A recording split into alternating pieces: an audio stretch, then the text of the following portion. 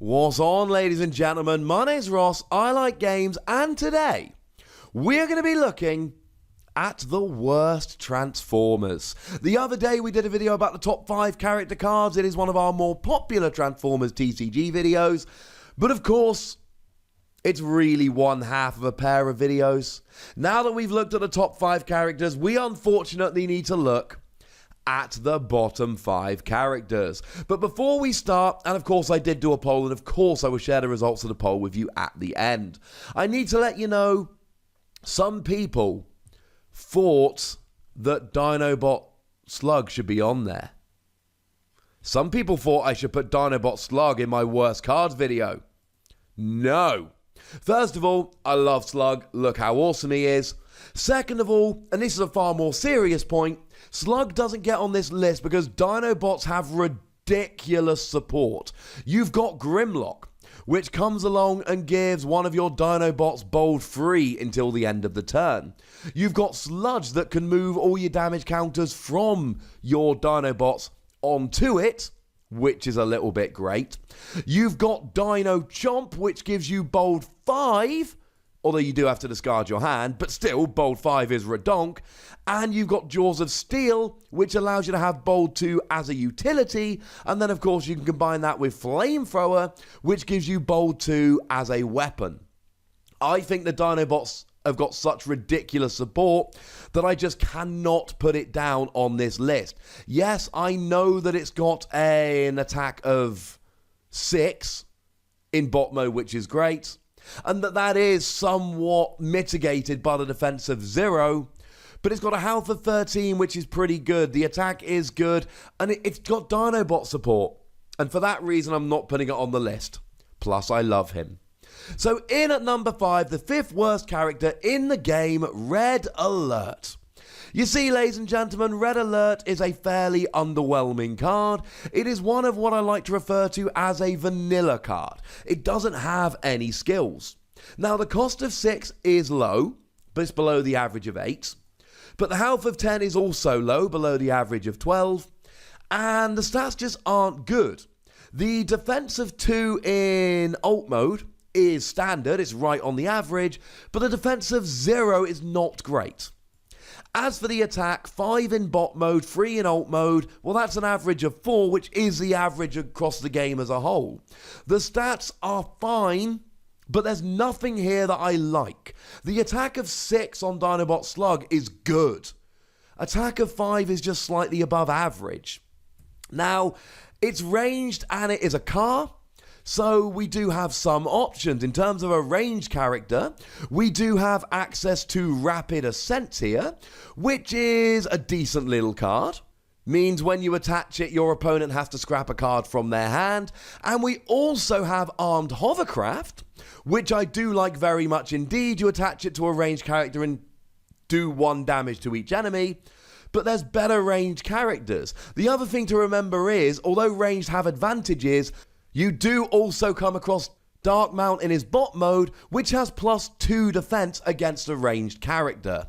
So maybe nothing to boast too much about. And cars do have really quite good support. You've got turbo boosters here, and utility upgrade gives you +1 attack and lets you untap a character. Untapping is good. We have team up tactics, which allows you to draw 2 cards by nominating a car. And we have start your engines, which flips all of your characters from bot mode to car mode and then lets you untap one of them. Being a car is quite good. We've just got better options for cars. In at number 4 on my 5 worst characters, we've got Deadlock. Deadlock is not a vanilla card, ladies and gentlemen. Deadlock has a skill. It's just not a good skill. In alt mode, when you flip to it, choose an enemy and then draw 2 cards if it is KO'd this turn. Well, I mean, that's fine, I suppose, but that's such a niche, pedantic skill. Most of the time, you're not going to be able to get it to work, which just frankly puts me off the card. I just don't think it's going to actually end up being any good. I'm sorry. That's the way I feel. In terms of the stats, it's an average cost card of 8 with below average health of 11. It's got 5 and 3 for attack, which averages to 4, which is the average, and 1 and 2 for defense, where 2 is the average. So basically, it's an average cost card with below average stats and probably the worst skill in the game, or at least it's definitely up there. Now, in one of its modes, it is a melee character, and melee here could be quite nice. I mean, we've got a couple of upgrades here that really help out if you are in fact a melee character. We've got body armor, which essentially gives you tough 3, but only upgrade that can actually give you tough 3 here. And then we've got power sword that gives you bold 3, but only on a melee character. And that's the only way you can get bold 3 as an upgrade card. So actually, again, it's got some good support cards. But even though I'm mentioning these good support cards, we've got better Transformers to use them. In at number 3, it's a fan favourite. I'm sorry, it's Ironhide. I'm not a fan of Ironhide here. Ironhide, I mean, look, the stats are not good enough. And that it really is a theme we're seeing here. Stats are very, very important. You can be a vanilla card with good stats and it's fine. But there's nothing to hang your hat on. Yeah, it's a 6 cost, which is low. But the health of 7 is the lowest in the game. There's no Transformer that's got lower than 7 health. So I don't care how cheap you are. If you give me the lowest health in the game, you'd better be giving me a reason to play you. And it's not. Okay. I will concede that the defense in alt mode of 3 is 1 higher than usual. That's not good enough. Yes, it can be a ranged character, which we've talked about having some advantages. Yes, it can be a melee character, which we've talked about. Although the thing we didn't mention for melee characters is that actually Thundercracker comes in here. And when you flip to alt mode, you do 2 damage to a melee enemy. So actually, although we've got Power Sword, which is great, and Body Armor, which is great, Thundercracker really does do a bit of damage. That's actually not amazing. Now, Ironhide is a truck, which means team-up tactics will actually let you heal too, which, you know, not terrible. And one of the things which I really find interesting, even though this is the only Ironhide, and it's not a good character, we do actually have a special upgrade card just for Ironhide here.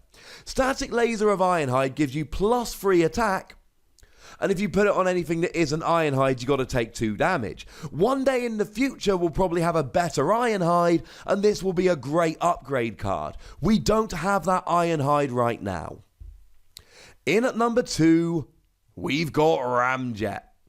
Ladies and gentlemen, Ramjet is not a card that excites me. It is a 10 cost vanilla card. Here's the thing though, right? Defense dead on average. Attack dead on average. The only thing, literally the only thing it's got going for here is a health that's 2 above average. Well, actually, to be fair, it does have an attack of 7 in alt mode, in plain mode, which is good. That is a high level of attack. But it's still a 10 cost. And to be perfectly honest with you, we can do way better for a 10 cost. You can play Grimlock. Grimlock might be the best card in the game, and that's a 10 cost. I can go Bumblebee Legendary Warrior, which can attack untapped characters. And it's got a health of 15 and an attack of 5 in bot mode. But then actually it gets its stats boosted when it's the only character left on your side of the field. 10 cost cards, we expect a lot. And when you combine the above average cost of 10 with the completely average stats except for slightly better health, the complete lack of skills, and then you look at the other 10 cost cards we could play instead, no. Yeah, it's a range character, but Darkmount doesn't like it. Yeah, it's a melee character, but Thundercracker doesn't like it. And it is a plane, the only plane on this list. And again, plane have advantages. I think it is fun to look at the advantages you can have. I'm not going to go through all of them for every card, but I'm going to mention all of them once. And if you're a plane here, you get access to Bombing Run. Bombing Run lets you move 1 damage counter from each of your planes to that enemy. That is actually a very nice thing. We also get Aerial Recon here, which when you attack or defend, you get to look at the top card of your deck and scrap it if you wish. Which means if you're attacking and you don't see an orange icon, you can scrap it. If you're defending and you don't see a blue icon, you can scrap it. Planes have advantages, ladies and gentlemen. I mean, we could also mention Starscream here, that when you flip to this mode, do damage to an enemy equal to the number of other planes you have. But even that's not an advantage because you're a 10 cost, and there's no 4 cost planes, there's no 4 cost card.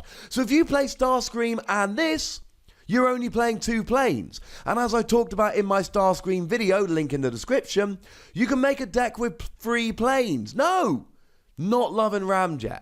But ladies and gentlemen, when I did my poll, the overwhelming winner here was Sergeant Cup. Won in a landslide.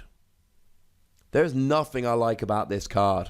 The health of 8 is hideously low, and the defense averages out to 2, the attack averages out to 4, so essentially you've got average attack, average defense, hideous health, and you are 1 cost below average.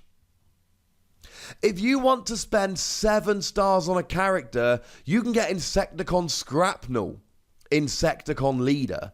For 5, you can get RC Skilled Warrior. Or for 7, you can have this. And look, just like with all of these, you can play some extra cards that will give you slight advantages. There are things that you can do here to make this slightly better. It can be a truck, so you get cargo trailer and team up tactics.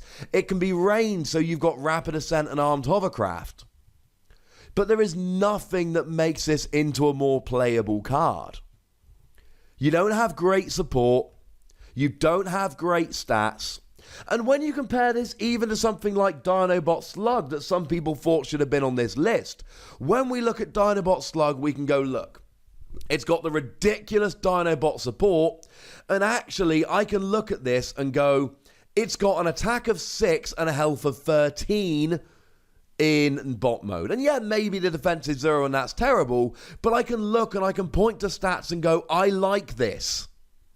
You can't really do that with Sergeant Cup. I don't like doing negative videos, but I do find it interesting when you compare these characters. I do like digging through, and I do like lists. The thing to remember is, these cards, even if you don't like them, even if they're not good, even if they're not going into your best deck, they can still be used to teach people how to play the game. And actually, some of these vanilla cards are actually better to help people learn to play the game because they don't have complicated skills and are easier to use. So do remember, even the worst looking cards still have value for teaching people to play the game. And if you've got 7 Sergeant Cups, find some new players down your local gaming store.